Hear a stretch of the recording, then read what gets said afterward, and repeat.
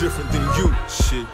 More money, more problems. I solemn this way to tell you the truth. Allow me to reintroduce myself. Welcome to the cruel world that we all living in. Still chasing them dividends. Whether it's thousands or millions, it's still a hustle, ain't it? The grind is universal. Might take muscle to gain the upper hand. Some understand there ain't no perfect picture painted. I do what I gotta do. I ain't no different than you. Shit. All right, so we discussed some of those sites, and let's get into some of the sites that might be a little bit closer for people to get to here in the States. We got a few, well, one in particular here, a site here in the States that we can give a lot of information about. Yes, and now again, there are a few other sites. They're not really around the United States that have been found. Okay. Okay. But this one has been found off of the Keys of Florida. Okay. And it's called the Henrietta Marie. And the Henrietta Marie was discovered in 1972 by treasure hunters. Again, people that are diving for treasures, okay? It sank off of Key West, Florida in 1700. And it was on its way back to England after it had dropped off a shipment of slaves in Jamaica. Okay. Okay, so they do know that. Okay. And it says that very little of the ship was found, but it, you know, they do know that it was a cargo ship, and that it was a cargo ship that was shipping slaves. Okay. Okay. All right. So give us some more information about the history of the Henrietta Marie. Okay. Well, since we know what it is, you know, since we have a name, let's talk about it. All right. Well, at first it belonged to the French. Okay. Okay. Okay. And the French were using it in the Anglo-French War, and that war ended in 1697. Okay. All right. After that war, the English Navy captured the ship, and they brought it back to England. And when they did that, they refitted the ship. Okay. So another one of those ships converted to ship slaves. Yes. Okay. Yes. Okay. So it said that they refitted the ship, and the new owners renamed the ship the Henrietta Marie. Okay. Okay. And it says that it had 2 voyages, so it only had 2 voyages as a slave ship. All right. The first one was in November of '97, and it says that it was able to carry many different kinds of freight, because it had many different cargo decks. Okay. So it didn't just have 1 or 2 cargo decks. It had many cargo decks. Okay. And it says that they had things for trade, including iron, beads, pewter, weapons, and slaves. And it says that the Henrietta Marie could carry about 200 people in their cargo area. Okay. Right? Okay. So that was the first ship, the first trip. It was in in 1698.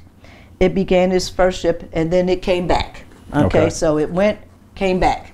And then it came back to England. Okay. Okay. It went to Africa, to America, back to England. Back to England. Okay. Okay.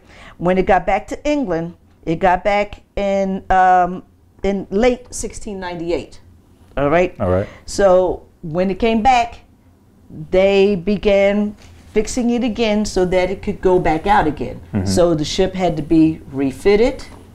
It had to, you know, things had to get repaired. They had to get a new crew because, you know, again, that was, you know, almost 2 years had passed.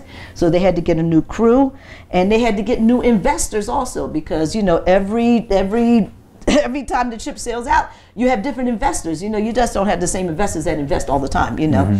So you had to get all of these things together before a ship would even sail. Okay. Okay. Okay. So it wasn't until late of 1699, so it took over a year before the ship was able to sail again. Okay. Okay. Okay.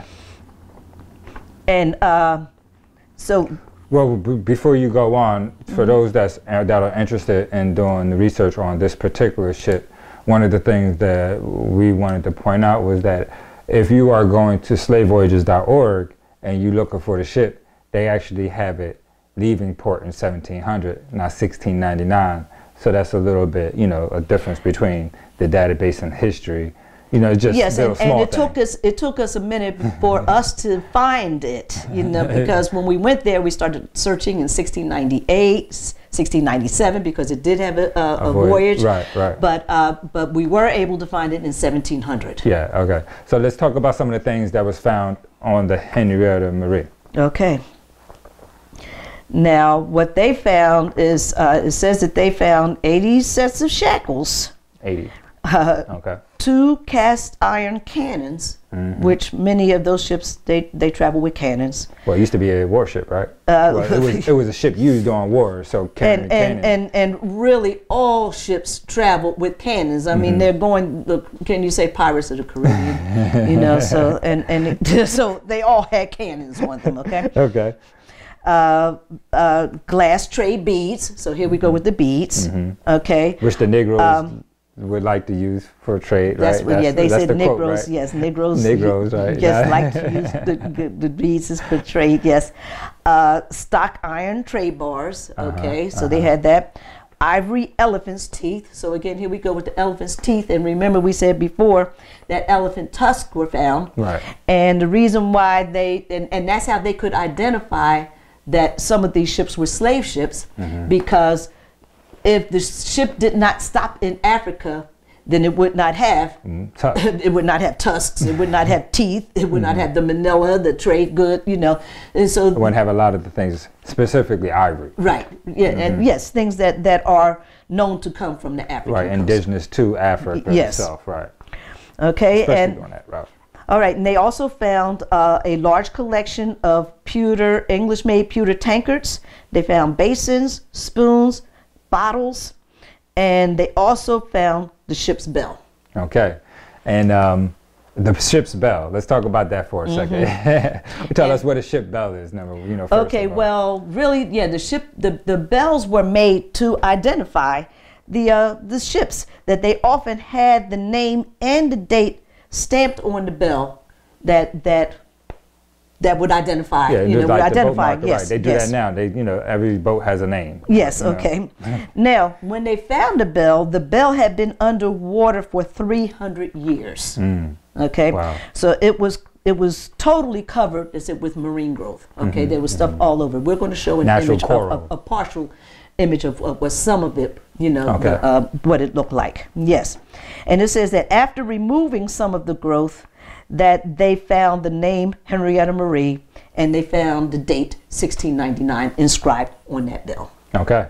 Okay. Okay, so now that they found the bell, because now really what happened is that they found the ship in 72, but it was like almost 10 years later when they went back down for the dive. Okay? And when they went back down for the dive, that's when they found the bell. Okay, and now that they found the bell, they can now go back into records. And like we did when we went to slave voyages, we could go now, and even in slavevoyages.org, we could find out who the captain of the ship was. We could find out how many people were there. There's several items that we could even find just on slavevoyages.org. But if you go back to England, you'll find a lot more. You'll find the captain's logs and all the information that so all of these things are preserved. So there are things that you can find out that in history, that if we didn't have those captain's logs, and if we didn't have those things, how do you preserve history? Right. So we must go back to these things so that we can preserve the accurate history. Yeah. We have to have we have to go to those records, because those are the only records that we have that document these things. Yep. And then we got to make sure that we have the correct perspective from an indigenous, as far as indigenousness is concerned, as we factually provide this to the public. Yes. It's really important. Yes, it is. Because again, if these divers had not found that bell to identify that ship, that just would have been another ship. Just another ship. We're not sure what kind of ship. Exactly. However, we do know one thing: no treasure. Let's move on. Yes, not exactly. Worth nothing to us, right? We're actually, and I guess now, and again, as you said before, as we begin to wrap the situation up, we might have a little bit more. But the organizations, over the last 10 years have been, looking for funding and getting started. And, when people ask questions, it's not just it's a responsibility for individuals to get, to answer the question. We can't just allow questions to float around without being answered. And you have to do your due diligence to find the information also. It's not something that you could just go and Google and you will get an answer the first time that you Google it. It is extensive research. We did this over several weeks, just this one topic. And really that was on top of research that we had already done. Right. So this is, it's not something that you could just go and in 2 minutes to find the answers. Well, and as far as other individuals that's out here that are, being heard and seen, is really, we have a responsibility as indigenous peoples to be responsible for ourselves, our actions, our words, and the impact that it has on our community.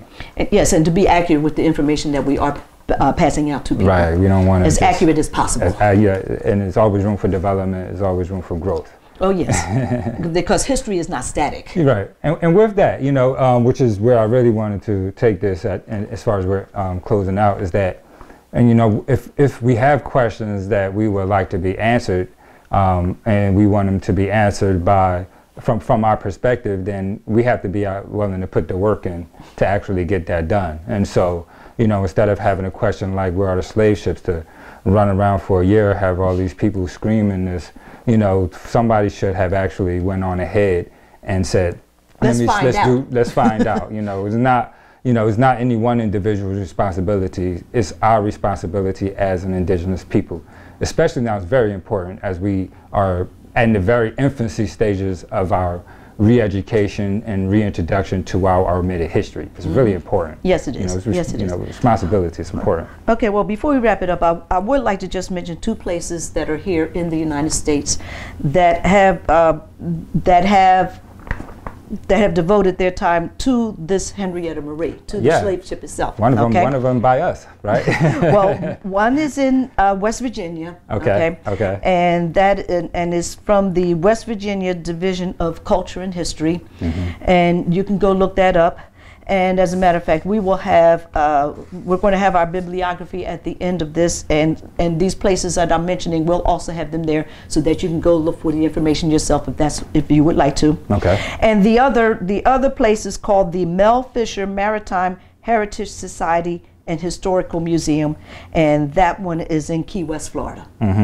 So these 2 places, and as a matter of fact, the West Virginia Division of Culture and History, they even made a replica of the ship. It's a smaller model, but they did make a replica of it. We're talking about the Henrietta Marie. Yes, yes. And as we discussed the Henry, just let's not leave out what's this called here? It's called the National Association of Black Scuba Divers.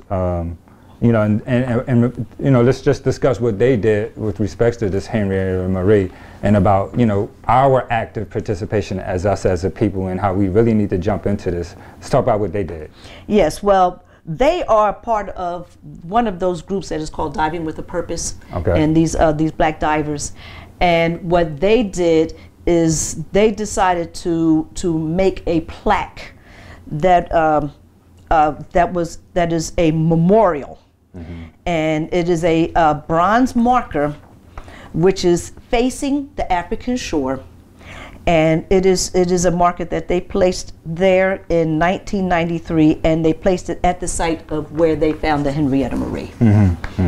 Okay, and again, we will show an example of that. We can have that show right now as we wrap it up, and and again, it's a lot of other things. There's a lot of other directions that you can take these questions, and we would like to ask people too, because we all should be supporting each other and developing this information from a historically, from an indigenous historic perspective. However, we have to make sure it's fact-based as well. Yes. And again, I guess that would go for everything, as we develop this and we step into this new age of things, right? Yes. Okay, so with that, I guess, we could show some of the bibliographies before we show the credits right now, and we'd like to say thank you very much. Please look us up on Facebook at InDigenous Education. Please subscribe to our YouTube channel if you have not subscribed yet. We're going to be coming out with a lot of new information. If you are interested, through InDigenous Education, we are hosting bi-weekly educational lessons on the history and the development of indigenous peoples right now. And so fact-based. Fact-based, yeah. And so if you're interested, please email us, and we can give you the registration process. And again, they're $10 donations if you're interested in that. And be on the lookout. We have a couple other shows coming up. We're going to be answering some comments and some questions. So they always like that one right there. We kind of like that one too. Yes. And we're going to be doing a few other things. So please stay tuned. Be on the lookout for us the rest of this year. It's going to be a great year. So with that being said, peace. Peace.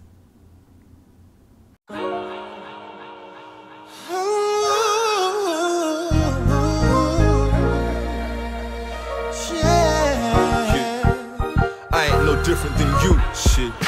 More money, more problems. I saw them this way to tell you the truth. Allow me to reintroduce myself. Welcome to the cruel world that we all living in. Still chasing them dividends. Whether it's thousands or millions, it's still a hustle, ain't it? The grind is universal. Might take muscle to gain the upper hand. Some understand there ain't no perfect picture painted. I do what I gotta do. I ain't no different than you, shit.